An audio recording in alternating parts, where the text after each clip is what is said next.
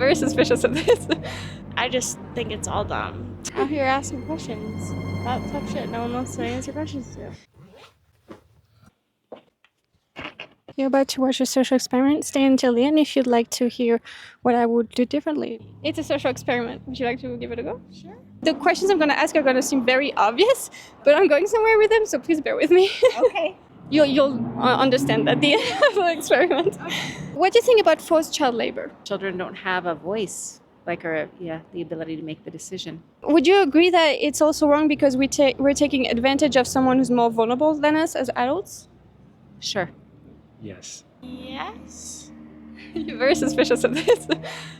So what do you think about slavery? Sure. It's probably similar in terms of, doing something against someone's will.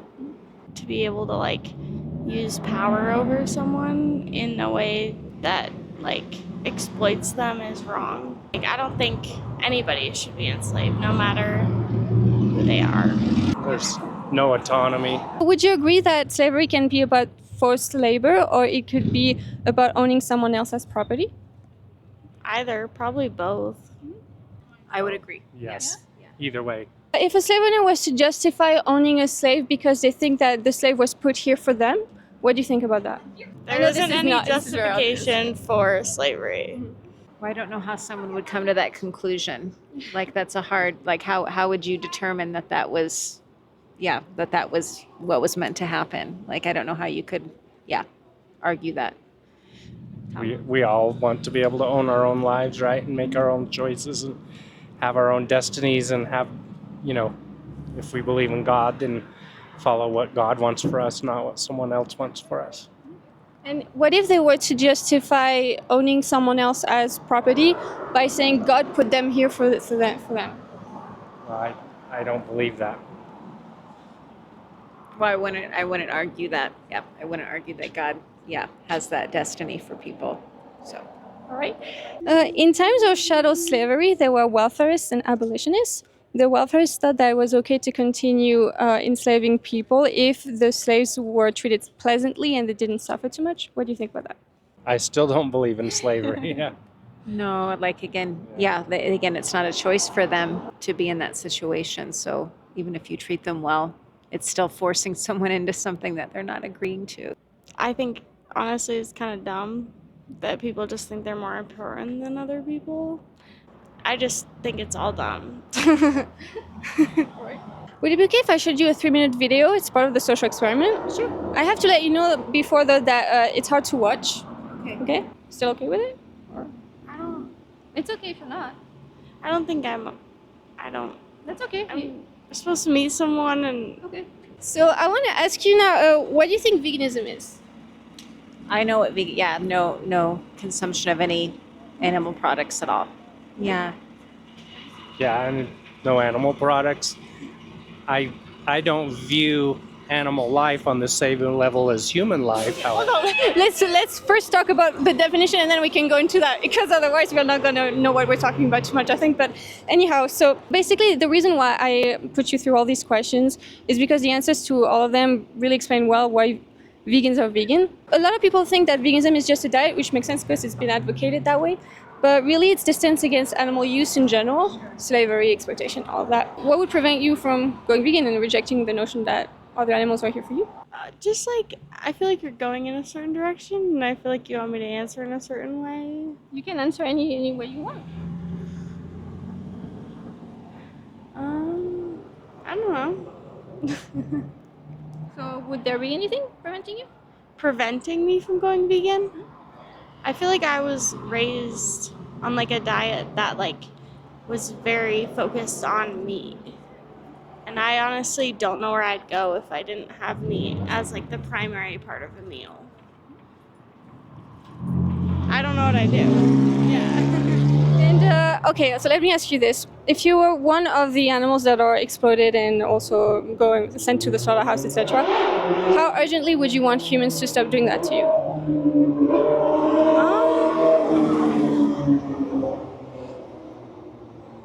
I mean, if I was an animal, I'd be like, what the fuck?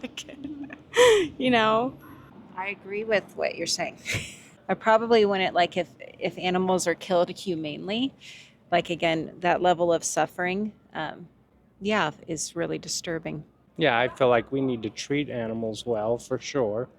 The reason why I asked you the question about the welfarists and the abolitionists is because we have that, like the abolitionists are vegans, and the welfarists are people who still want the slavery to happen, but in a more humane way, just like with humans. Sure. So Yeah, what do I you think understand about that analogy. Yeah, like I respect what you're saying. But it's so like accepted into our culture. What in history was something that was culturally accepted that now we look back with horror? Oh, like everything. So many things, yeah. Like literally everything. There's so many. I don't really like want to name Slavery, them. for example, right? Yeah, Human slavery. we've been talking about human slavery. Yeah. You see where I'm going with this? Yes, I see exactly where you're going with it. Yeah, because now we empathize with the victims of these types of oppression, for example, like slavery.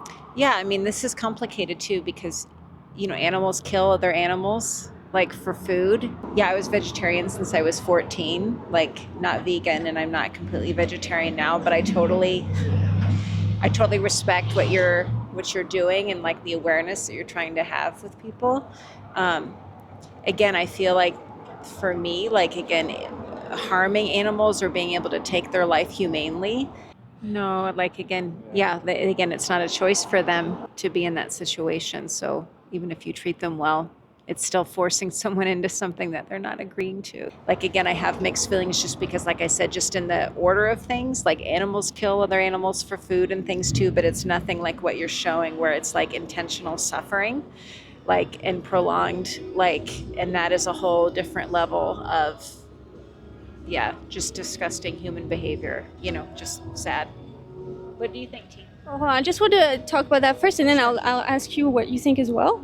And it's a very common thing, like people bring it up, the fact that other animals do these things. But something that we don't necessarily think about sometimes is that other animals also rape each other. They will kill their own babies sometimes, things like that, right? And so we wouldn't really say that because they do that, even in their own species, it's okay for us to do it, right?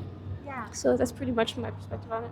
No, I think that's an interesting point, that animals do things to other animals that we wouldn't say is okay to do. Yeah, that's a good point. That is a good point. What do you think? I feel the same way that, that animals need to be treated as humanely as possible.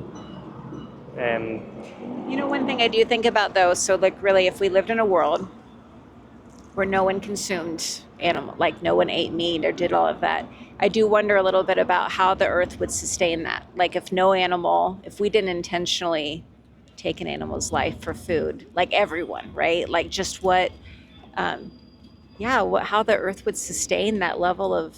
You mean the amount of animals? Yes, just in general, just like that there's, just even like with deer, just the overpopulation of deers that also creates problems for the deer's existence, So I am curious, if you really took our whole human species and we didn't consume animals or animal products, like what that would really look like. Does that make sense? Because I know there's a lot of arguments like to support that, just even environmentally, like how taxing it is on the earth, like to consume animals because of what they take just to produce an animal's life. But I am curious, like again, what it would be like if no one consumed. Like, what would that look like? I think there's two different parts of this question. There's the part of like when we breed other animals into existence, obviously we create the problem, right? So if we didn't, they wouldn't exist in the first place. But when it comes to, like conservation, like the numbers of deer, like you mentioned, something that's interesting is that because people have hunted the predators that were regulating the population already, this is why this is happening in the first place. But like the thing is that there's a very small amount of predators right in nature because of the trophic levels thing. Like they can only be a small amount of predators to actually sustain the environment, like the ecosystems, because it's so inefficient. So in that sense, it would actually be better for the environment if we didn't even hunt as a species, because it would just regulate itself better. Like it's just left them alone. Yeah, that makes some sense. What I wanted to also talk about, the space that humans take over nature and other animals, Well, that's a very cool benefit from being vegan and having a plant-based diet, especially, is that if everybody went vegan, we would basically cut out 70% of the crops that we use, like the land that we use for crops, because we need way less land to actually feed directly, like humans directly, than actual animals. You mean to Because feed animals that for slaughter? You're saying like much of the land is used to actually just, so you're saying it would free up land? because we all there's had like 8 billion humans and there's 80 billion land animals. We could rewild so much of nature, you know? there's some truth to There's that. probably some truth to that, That, yeah, that a lot of like the impact. Yeah. And something also that I want to just mention, I'm not going to keep you too long, but I appreciate you being patient with me. Yeah. You know, like the thing when we say something is complex, for sure, this is like, there's got a lot of nuances to this discussion, right? But I think it can be a thought terminating cliche when there is an issue with victims to say that it's too complex, because for them, we have to find a solution immediately. You know what I mean? Yeah. So, and I would ask you, you know, if you were one of the animals in the video, how urgently would you want humans to stop doing this to you? Yeah, of course. I would. I'd want it to happen quickly. Yeah. I agree with you, but we also have a lot of human suffering out there too, right? But that one does not, you know, make the other one not important, for sure. No. But And also, we cause this as consumers. We cause this directly to happen when we don't necessarily cause it directly to happen for other human suffering, which I think is very different as Like well. we have a choice. We have a choice to intervene in this level of, yeah, I agree. I really appreciate you being open-minded and talking with me. Yeah. So there's like a very cool documentary. It's free on YouTube. It's called Dominion. Until the day that you do go vegan, animals will be exploited. I mean, other animals will be exploited on your behalf and used and etc. So Yeah. Yeah, I appreciate you asking me difficult questions that I've never been asked, because I feel like people are just like scared to. yeah, it's a very triggering conversation often. So Yeah. Yeah, I appreciate it. You're making me think a lot. Please remember the Things I haven't animals. thought about. Yeah. Thank you for what you do. Okay. Yeah, and Yep. for raising awareness for people. So Good for you've you. made me think about some things. So thank you. I mean, I think I'm probably gonna think about this a lot more than I ever have before. So. Just remember, you know, like from the victim's point of view, it's when you go vegan for them, which is really what it's about. It's so easy to be vegan because anything a vegan could go through is nothing compared to what they go through. So really, nothing justifies doing that to them. Yeah. Yeah, stuff to think about. I appreciate you. Out here asking questions about tough shit no one wants to answer questions to. Let me just ask you something. I never know. What did you think that could be about this experiment? I honestly thought it was about like human trafficking. Oh, that could make sense. Okay, yeah. Yeah. I mean, I thought it was going one way and it went a completely different other way, and Have you gotten many people to stop? One person yesterday said they'd go vegans. I was like, Good. Good luck. yeah, thank you. the world is horrible, and I don't know. We are the only ones really that can. I mean, we're the only ones. You know, if we don't do something, who will, kind of thing. Yeah. Yeah. Makes sense. Lucy Munson. Cool. Thank you. Thank you. I have to go. So, have a good one. So I just finished outreach. Actually, for once, I have things to say about what I did, what I did differently. I think they went really well, both of them. I'm a little worried that people don't feel like this is a very serious issue and that it's not okay to not be vegan. I'm a little worried that they would feel this way because they kind of leave like, thank you for making me think sometimes, and that really is a red flag for me sometimes. Maybe it's a good thing, maybe it's a bad thing, I'm not sure. I think I'm not going to ask what you think veganism is anymore because I don't really see the point of it anymore, because I just tell them what it is anyway, so I don't think it matters. I actually don't want them to say what it is because I don't want them to convince themselves. Because, you know, usually when you ask people, like you do the Socratic method, it's because one of the reasons why you do it is because people believe what they say, not what they're told, not what they hear as much. I really like that I told the guy that he was using a a thought terminating cliche. The first time I've ever done that. I think calling out fallacies is very helpful. I'm going to continue to do that when I see one and I don't know how else to answer it. Sometimes a question is better to answer that. But I didn't have anything else and I thought that was really good. Also, it was awkward because my lips were really dry and I didn't have much water. So I was just more awkward than usual. And I just tried to be a little calmer because I'm just so all kind of jittery because I'm so nervous, obviously. And I'm just trying to be more grounded because I think it's easier with rapport because people will look at you like you're crazy, if you're too nervous. And then they're like, oh, does she know what she's doing? So I realized that midway, in the beginning of the first conversation.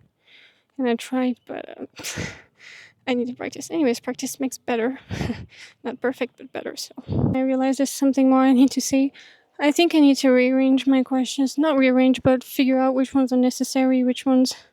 I don't know. I feel like some of them might be better answered as objections at the end, and maybe some things that I'm not saying within the survey context could be more helpful than the questions I already have.